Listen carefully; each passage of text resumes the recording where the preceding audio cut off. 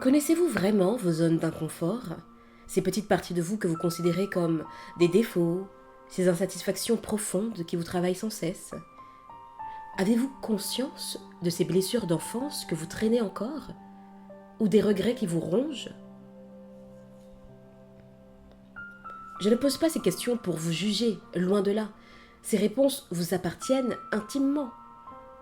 Mais je vous invite sincèrement à vous y pencher, à explorer ce terrain souvent oublié, souvent ignoré, voire négligé, car c'est précisément là que s'installent les manipulateurs et les manipulatrices.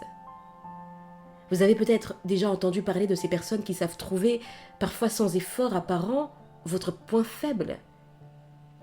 Eh bien, ce point faible, c'est souvent cette zone d'inconfort que vous portez en vous, consciemment ou non.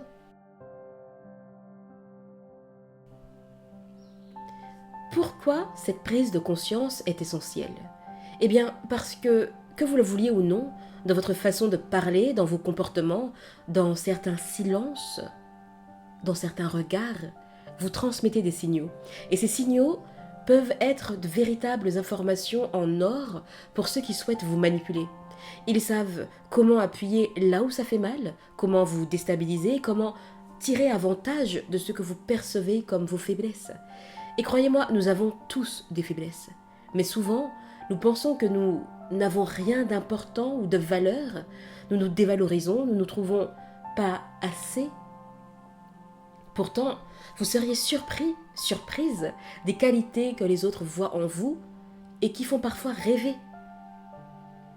Mais revenons à ce point essentiel. Ces blessures profondes, insatisfaction, c'est précisément là que les manipulateurs jouent. C'est leur terrain de jeu préféré. Imaginez, vous avez une blessure d'enfance.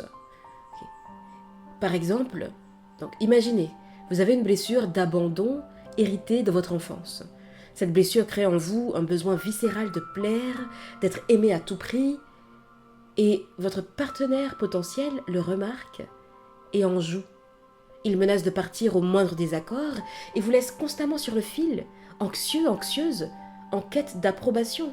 Autre exemple, vous êtes ambitieux, ambitieuse, prêt à gravir les échelons dans votre entreprise, et votre manager sait que vous êtes motivé et vous confie des tâches supplémentaires en promettant des promotions qui, bien sûr, ne viennent jamais ou rarement. Vous êtes bloqué, frustré, mais vous continuez à courir après ce rêve illusoire. Il y a 1000 situations comme celle-ci dans tous les domaines de la vie. Et souvent, sans même s'en rendre compte, nous offrons nos fragilités sur un plateau d'argent. Avant même d'en être conscients, elles sont utilisées contre nous. Alors, quelles sont les solutions qui s'offrent à nous? Je le répète, et vous l'entendrez souvent, tout commence par la connaissance de soi, l'acceptation et surtout l'amour de soi. Se connaître vraiment, sous toutes nos facettes. Ne plus nier ce qu'on est, ce qu'on ressent. Accepter qui on est dans ses forces et ses faiblesses, dans ses qualités comme dans ses zones d'inconfort. Connaître ce que nous renvoyons au monde, ce que nous dégageons, comment nous interagissons avec les autres. Mais ça, c'est un autre sujet pour une autre fois. Savoir comment améliorer ces aspects quand c'est possible, ou les accepter quand ils font partie intégrante de nous. Car oui, nous avons tous une part d'ombre. Tous. Mais bonne nouvelle, vous n'avez pas à en débattre avec les autres. Le but est juste d'en prendre conscience, de mettre le doigt dessus sans jugement. Ce processus de connaissance de soi fait naître une dynamique de mieux-être. Et au fil de ce cheminement, nous découvrons nos parts de nous-mêmes, des situations que nous avons fuies ou ignorées. Mais pour avancer, il faut d'abord accepter ces réalités, même si nous voulons ensuite les transformer. Vous voulez perdre du poids? Alors il faut commencer par accepter que vous êtes en surpoids aujourd'hui. Vous voulez mieux cuisiner? Alors il faut reconnaître que vous manquez de compétences dans ce domaine. Vous souhaitez être plus éloquent? Alors il faut accepter qu'il vous faudra travailler votre vocabulaire, votre posture, votre confiance. Premier pas, accepter. Deuxième pas, changer, si vous le souhaitez et surtout, si c'est possible. Pourquoi cette trilogie? connaissance, acceptation et amour de soi est si puissante contre la manipulation? Parce qu'une personne qui est totalement à l'aise avec elle-même, qui connaît ses limites, ses défauts, ses qualités, qui assume sa part d'ombre et son passé, et qui s'aime profondément, une telle personne n'a rien à craindre des pics, des critiques ou des tentatives de manipulation. Elle en devient totalement imperméable. Prenons l'exemple d'une personne en surpoids. Si elle s'accepte telle qu'elle est, si elle s'aime aujourd'hui malgré ce qu'elle souhaite changer demain, les moqueries du genre «Oh, gros lard, oh, oh, oh, tu vas casser la chaise» ne l'atteignent pas. Elles sont nulles, vides, nulles et sans effet. Et c'est là que les choses deviennent intéressantes. Cette personne confiante et sûre d'elle ne manque pas de répartie, ce qui déstabilise souvent les fauteurs de troubles. C'est pareil pour tout. Statut social, origine, façon de parler, style vestimentaire. Plus tôt nous nous connaîtrons, plus tôt nous nous accepterons, plus tôt nous nous aimerons et plus tôt nous serons libres de l'envie de plaire à tout prix et plus forts face aux tentatives de rabaissement. Et puis, petit secret entre nous, souvent ceux qui nous lancent des pics sont eux-mêmes fragiles sur ces sujets-là. S'ils recevaient le même traitement, ils seraient totalement déstabilisés. Alors écoutez bien. Savoir renvoyer l'appareil, parfois avec humour ou fermeté, peut être une excellente stratégie.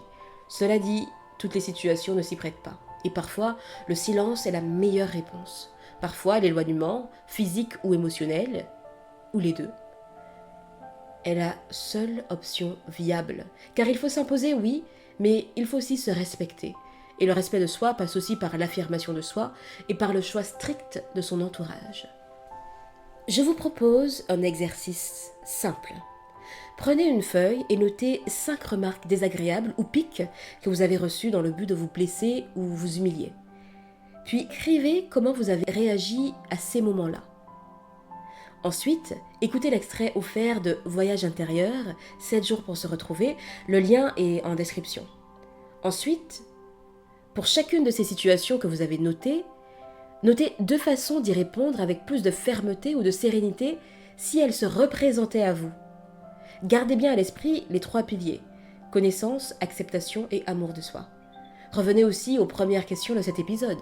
Et si vous le souhaitez, partagez vos réponses en commentaire pour inspirer ceux qui vous liront et qui, ne sait-on jamais, pourraient faire face à des situations désobligeantes ou des remarques, des tentatives de rabaissement. Alors, cher ami, de quoi avez-vous pris conscience aujourd'hui? Quelle partie de vous êtes-vous prêt à accepter pour mieux vous aimer? Je vous dis à bientôt et d'ici là, imposez-vous. Ah oui.